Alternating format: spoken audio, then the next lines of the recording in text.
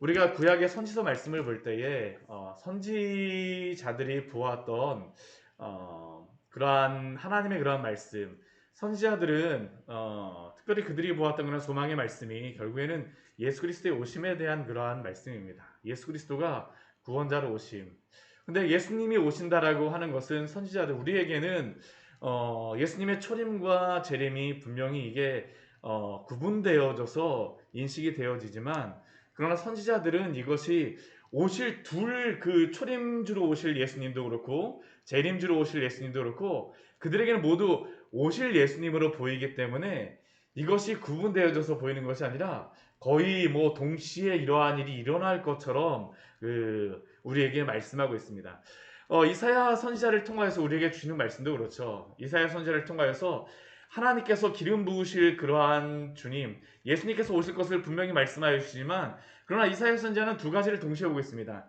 은혜의 해에 주의 구원을 선포하실 우리 주님과 함께, 또한 하나님의 보복의 날을 이루실 그러한 심판주로 오실 재림 예수님을 동시에 보고 있는 것이죠.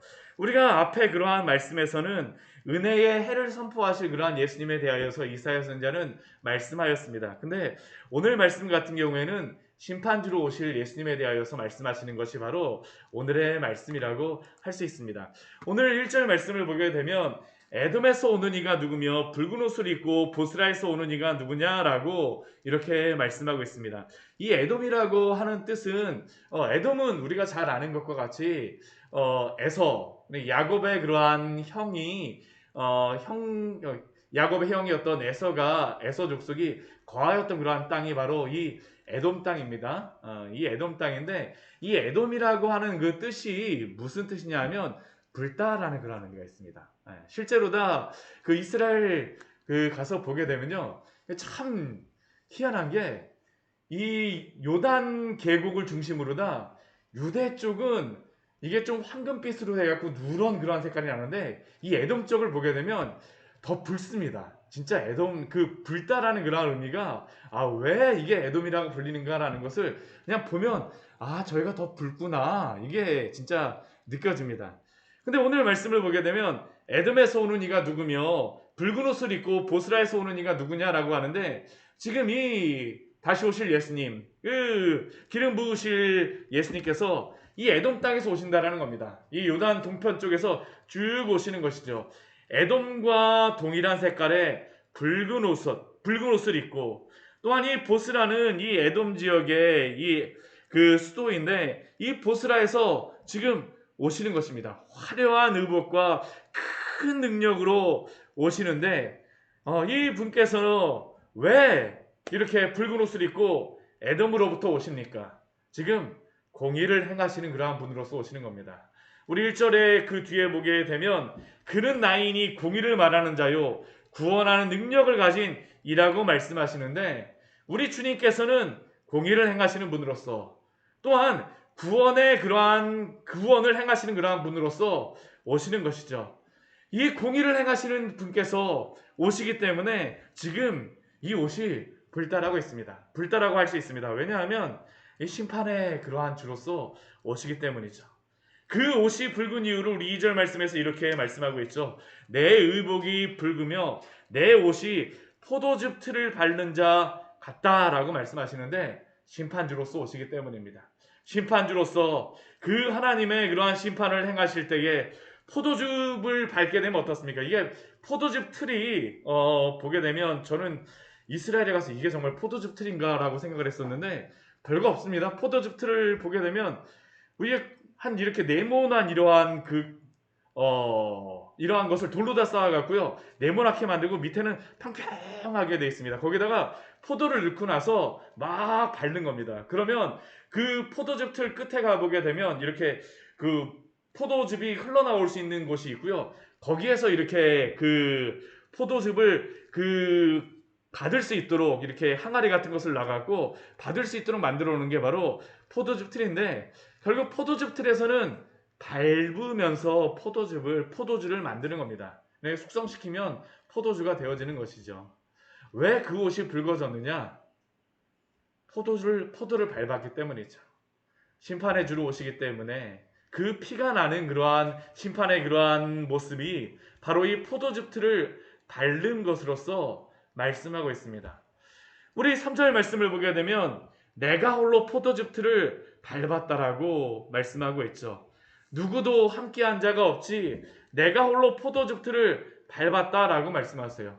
우리 주님께서는 그 구원의 그러한 일들도 홀로 행하셨지만 심판주로 오셔서 행하시는 그러한 것들도 홀로 행하신다라는 것을 우리에게 말씀하고 있는 것입니다. 죄 없으신 그분께서 또한 그 심판의 그러한 주로 오실 때에 그 심판주도 홀로 그러한 일들을 행하신다라는 것이죠. 이 날이 어떠한 날입니까? 원수를 갚는 날과 구속의 해가 있는 그러한 때라고 말씀하고 있습니다. 근데 우리가 이러한 말씀을 볼 때마다 아니 우리 주님께서 사랑의 주님인데 어찌 이렇게 심판의 주로 오실 수가 있을까라고 생각을 하지만 그러나 왜 주님께서 심판으로 오십니까? 심판의 주로 오십니까? 이미 은혜의 해를 선포하셨기 때문입니다. 예수님께서는 자신을 믿기만 하면 예수님을 믿기만 하면 아무리 죄인이라 할지라도 구원받을 수 있음을 우리에게 말씀하셨습니다. 이미 우리가 그 이사야서 우리 61장 말씀에 보게 되면 우리 61장 우리 1절과 2절과 3절 말씀을 보게 되면 우리 주님께서 말씀하셨던 그 말씀을 우리가 볼 수 있었죠. 주 여호와의 영이 내게 내리셨으니 이는 여호와께서 내게 기름을 부으사 가난한 자에게 아름다운 소식을 전하게 하려 하심이라. 나를 보내사 마음이 상한 자를 고치며 포로된 자에게 자유를 갇힌 자에게 노임을 선포하며 은혜의 해가 왔다라고 말씀하셨습니다. 이미 나사렛에서 이것을 선포하셨죠. 누구라 할지라도 가난한 자, 아무리 죄인이라 할지라도 주님께 나오는 자는, 주님을 믿는 자는, 그 아름다운 복된 소식을 믿는 자는 구원을 받는다라고 말씀하셨습니다. 그런데 누가 심판을 받습니까? 주님이 이러한 모든 것들을 다 예비하셨음에도 불구하고 믿지 않는 사람들이죠. 그 마음속에서 우리 주님을 부인하는 사람들입니다. 하나님의 심판이 분명히 있다라는 것을 우리에게 말씀하십니다. 주님의 그렇기 때문에 이 말씀을 하시는 것은 무엇이겠습니까? 주님 앞에 나오라고 말씀하시는 것이죠. 나오라고 말씀하세요. 죄인들이여 주님 앞에 나오라라고 오늘도 우리에게 말씀하심이며 또한 이스라엘 백성들에게도 그 죄인들에게 주님께 이제 더 이상 원망하지 말고 불평하지 말고 주님 앞에 나오라라고 오늘도 말씀하시는 겁니다. 그런데 문제는 무엇일까요? 아직도 여전히 주님 앞에 나오지 않는 그러한 자들이 있다라는 것이 문제겠죠.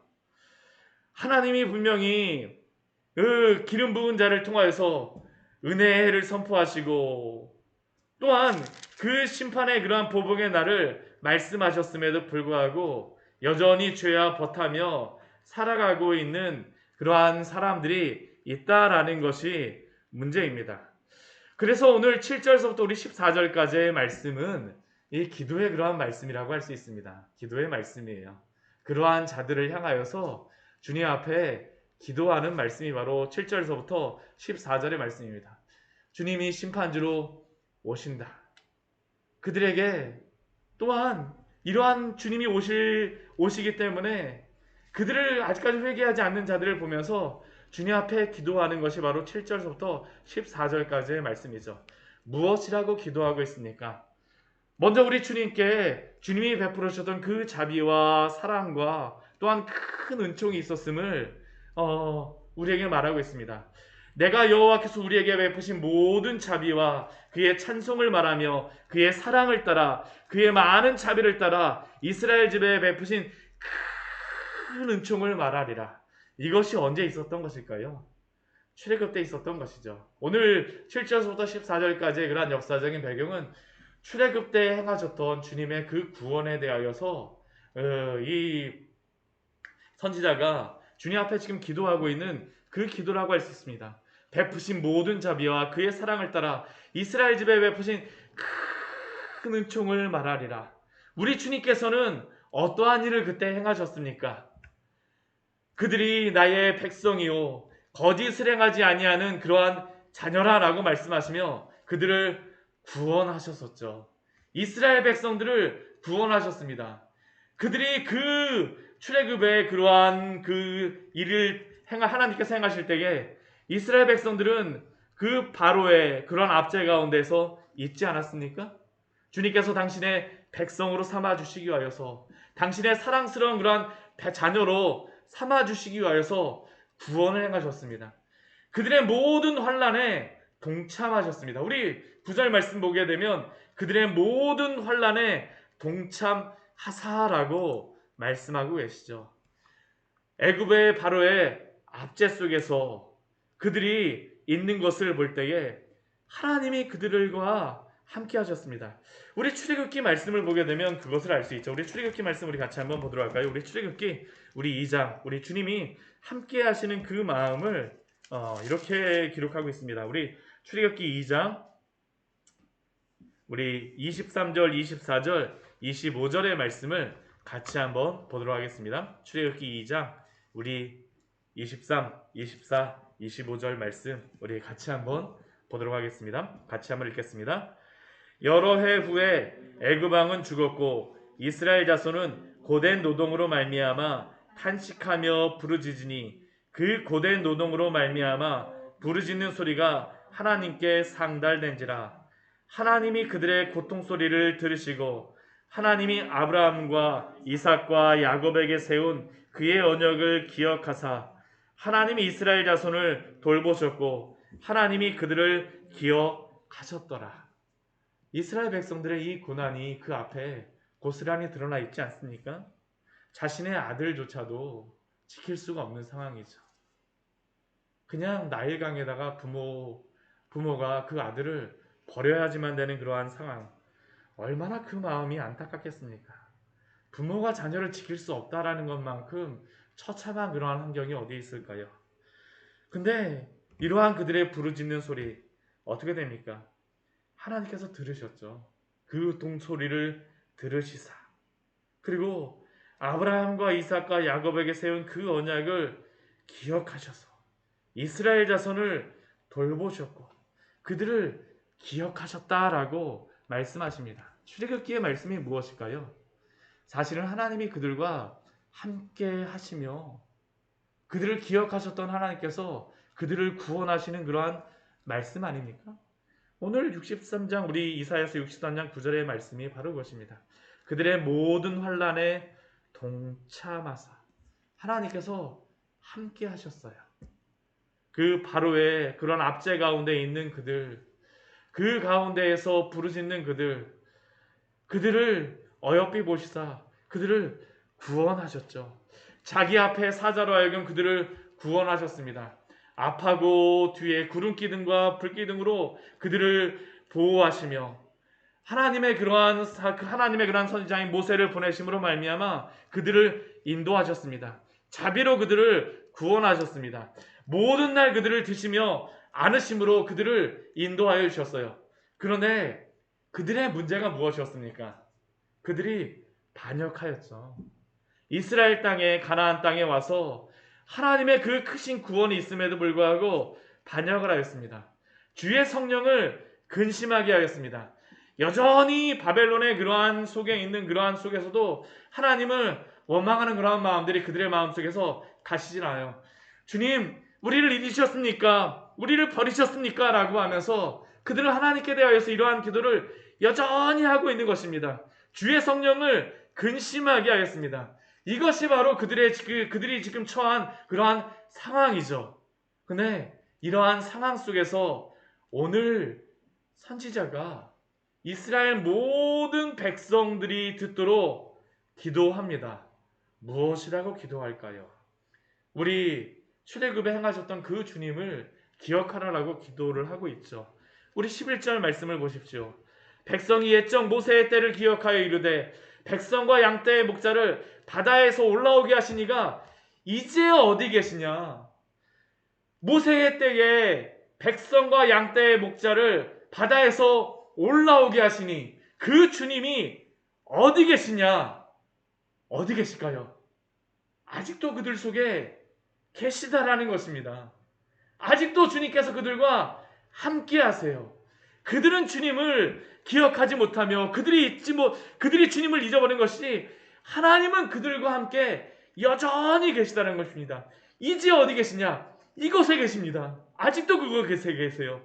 그들 가운데 성령을 주시니가 이제 어디 계시냐? 아직도 그들과 함께 하십니다. 성령을 주신 이께서는 그들과 함께 하시겠다는 약속이죠. 또한 영광의 팔로 모세의 오른손을 이끄시며 그의 이름을 영원하게 하려 하사 그들 앞에 물을 갈라지게 하시고 깊은 물을 인도하시며 광야에 있는 말같이 넘어지지 않게 하시니가 이제 어디 계시냐? 어디 계시겠습니까? 그들과 함께 계시다라는 것입니다. 지금 선지자는 이스라엘 백성들이 모두 들을 수 있도록 기도하는 것이죠. 이제 주님께서 어디 계시냐? 어디 계시냐? 그들은 그 출애굽 때에만 하나님이 함께 계신 것이 아니었습니까? 우리를 잊지 않았습니까? 라고 기도할지 모르겠지만, 그들이 그렇게 생각할지 모르겠지만, 주님은 지금도 우리와 함께 하시다라는 것을 지금 목놓아 간절하게 기도하고 있는 것이죠. 이제 어디 계시냐? 이제 어디 계시냐? 이제 어디 계시냐? 그런데 또한 이것은 백성들이 듣도록만 기도한 것이 아닙니다. 또한 이 기도는 누구에게도 한 기도일까요? 주님 앞에도 한 기도입니다. 주님께도 한 그러한 기도죠. 우리 앞에 우리 62장 우리 6절 말씀을 보게 되면 어제 새벽 말씀에서 그러한 말씀이 있었잖아요. 주님이 택하신 그러한 자들 파수꾼으로 세우시죠. 파수꾼으로 세우시는 그러한 목적이 무엇입니까? 주님으로 하여금 잠들지 않게 하기 위해서, 주님이 기억하시게 하도록 파수꾼으로 세우심 아닙니까? 오늘 여기서 이제 어디 계시냐라는 그러한 질문은 사실은 또 하나님께도 기도하는 것입니다. 바다옥에서 올라오게 하신 주님께서 어디 계십니까? 우리를 기억하여 주시옵소서. 성령을 주시니가 이제 어디 계십니까? 우리를 기억하여 주시옵소서.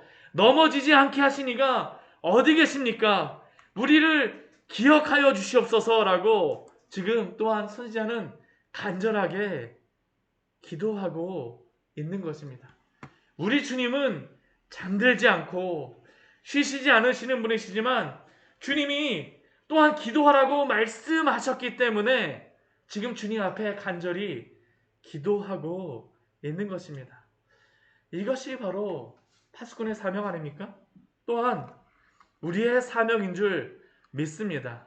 사랑하는 성도 여러분, 이러한 외침을 가지고 세상을 향하여서 외치고 있습니까?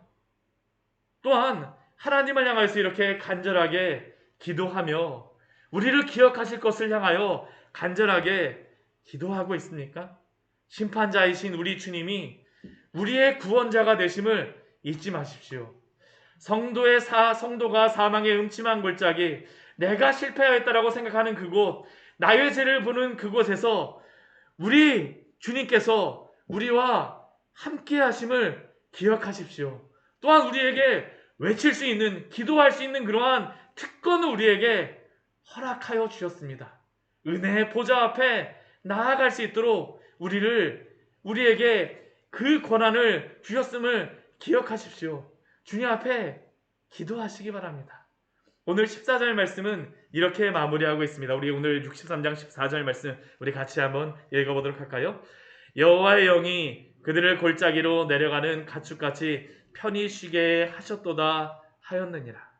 주님 앞에 간절히 기도하는 자들에게 또한 오늘도 주님께서 당신의 그러한 인도하심 가운데에, 보호하심 가운데에 또한 평안으로 인도하여 주실 줄 믿습니다. 주님 앞에 우리 잠시 같이 기도하도록 하겠습니다.